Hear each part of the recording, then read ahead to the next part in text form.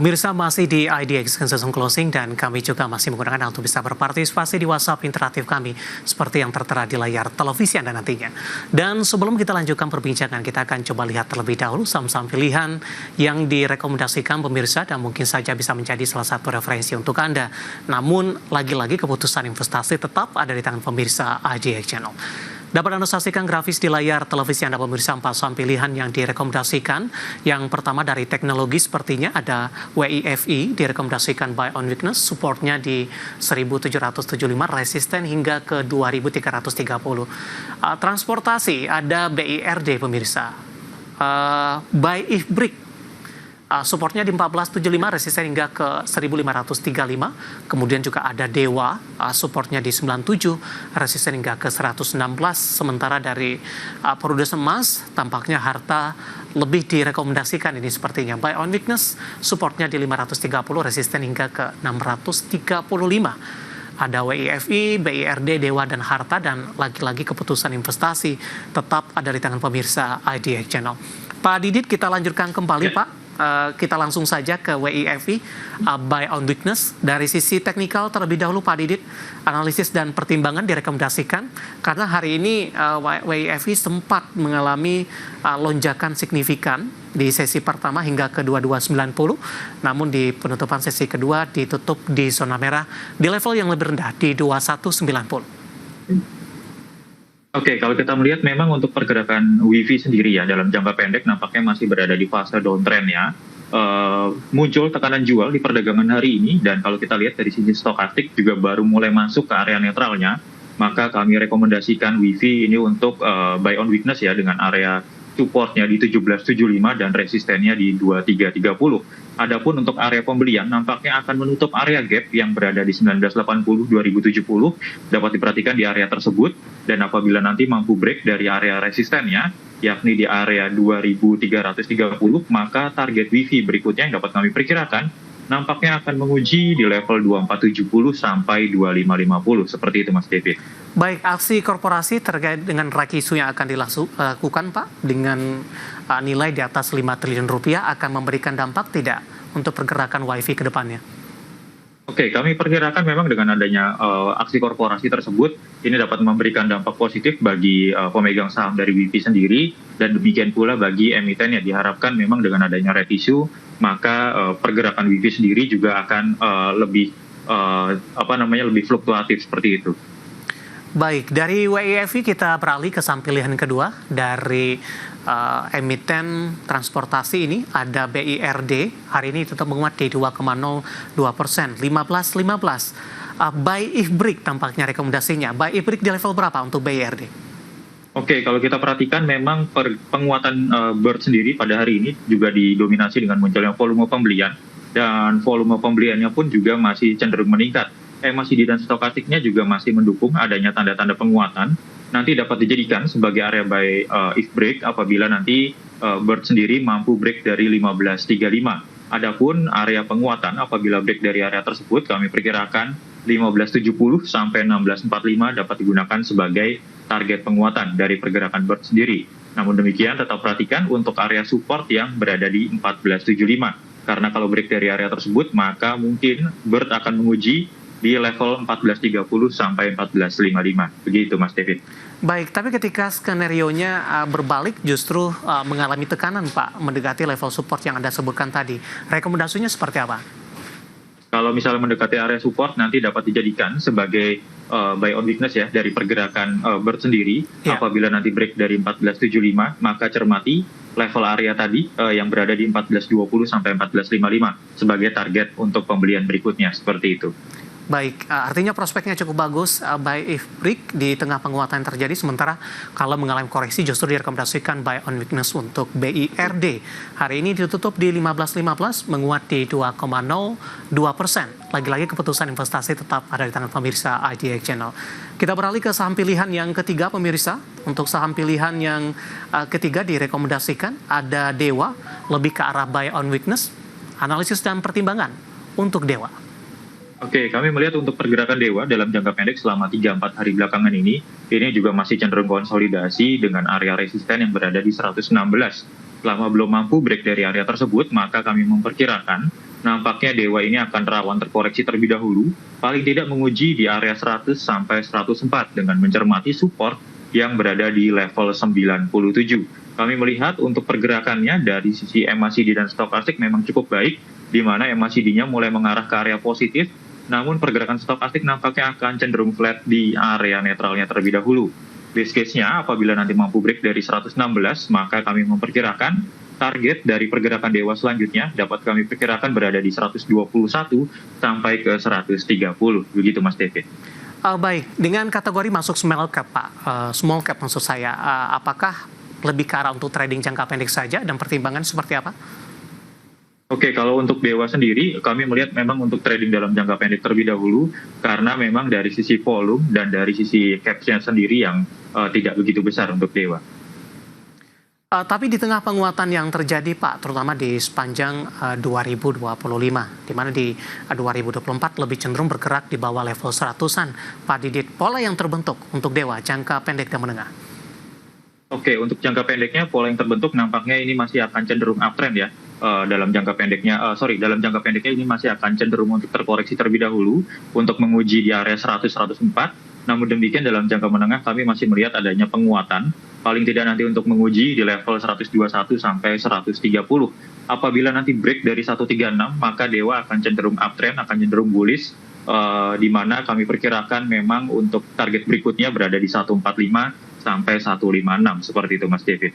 Baik, saham pilihan yang ketiga pemirsa dari Dewa lebih direkomendasikan buy on weakness dan lagi-lagi keputusan investasi tetap ada di tangan pemirsa IDX Channel. Kita beralih ke saham pilihan yang terakhir, masih dari barang baku, produsen emas ada Harta direkomendasikan buy on weakness. Dari sekian banyak saham-saham di sektor barang baku, terutama untuk produsen emas Pak, tentu memiliki pertimbangan yang cukup matang mungkin. Harta tampaknya lebih direkomendasikan. Pertimbangan seperti apa? Oke, kalau kita melihat untuk pergerakan harta ya, ini juga memang masih berada di fase uptrend ya, dan masih didominasi dengan munculnya volume pembelian. Dari sisi pergerakan indikator lain, di mana MACD dan stokastik, ini MACD-nya sudah berada di area positif ya, nampaknya stokastik juga masih berpeluang untuk menguat, paling tidak menguji ke area overbought-nya terlebih dahulu.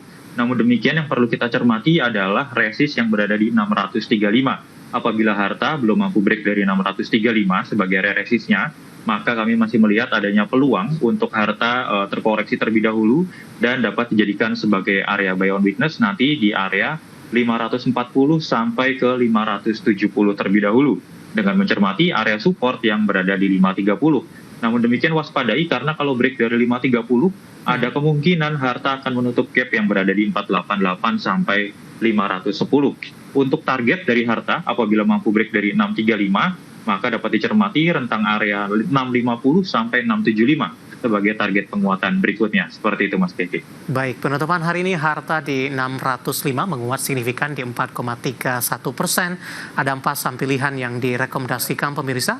Tadi ada WIFI, kemudian juga beberapa saham lainnya, ada harta, kemudian juga BIRD dan juga Dewa. Dan lagi-lagi keputusan investasi tetap ada di tangan pemirsa IDX Channel.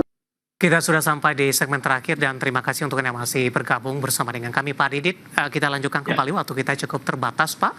Yang pertama menanyakan IPCC Pak, kali ini tidak menyebutkan nama dan lokasi. Tampaknya sudah ambil posisi di 670. Analisis dan rekomendasinya, penutupan hari ini flat di 905, masih direkomendasikan hold Pak?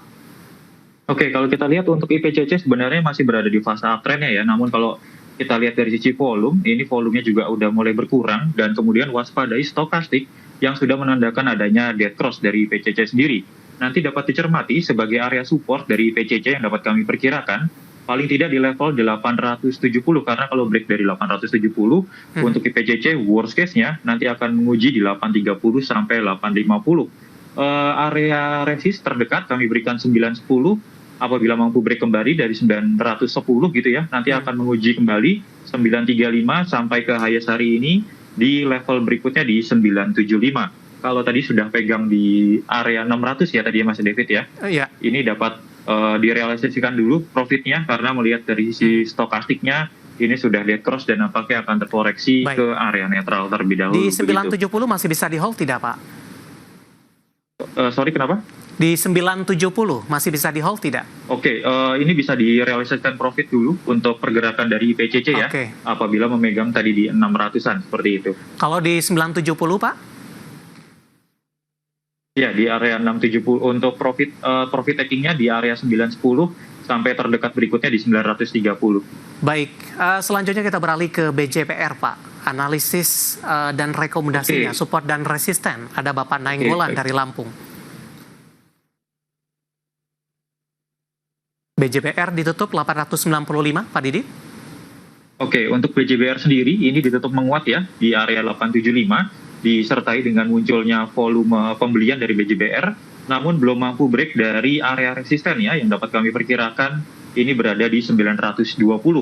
Cukup menarik apabila nanti break dari area 920, maka kami perkirakan akan menguji di level 940 sampai nanti level berikutnya yang berada di 970. Namun demikian tetap cermati area support di 870, karena kalau break dari 870, area koreksi berikutnya dari pergerakan BJBR yang dapat kami perkirakan akan menguji di 830 sampai 840.